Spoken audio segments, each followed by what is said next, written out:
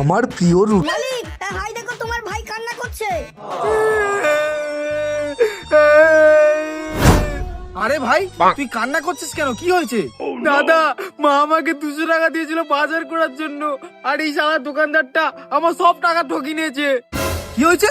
তোকে ঠকিয়ে টাকা নিয়েছে? তাহলে তো কিছু একটা করতেই হবে। মালিক, এই 200 টাকা নয় 500 টাকা হয়ে যাবে। আইডিয়া, তাড়াতাড়ি কর তাড়াতাড়ি। ভাই তাড়াতাড়ি আমার সাথে চলে আয়। চলো। কাকু, তুমি আমার ভাইকে ঠকিয়ে 200 টাকা নিয়েছো কেন? দেখো ভাই, আমি কারুকে ঠকাইনি, এখান থেকে যাও। বেশি পাকা হয়ে গেছো তাই না?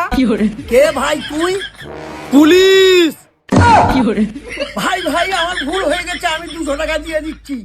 200 টাকায় হবে না, 500 টাকা দাও। ঠিক আছে স্যার, আমি পাঠিয়ে দিচ্ছি।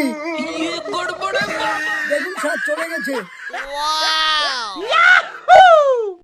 ঠিক আছে ঠিক আছে।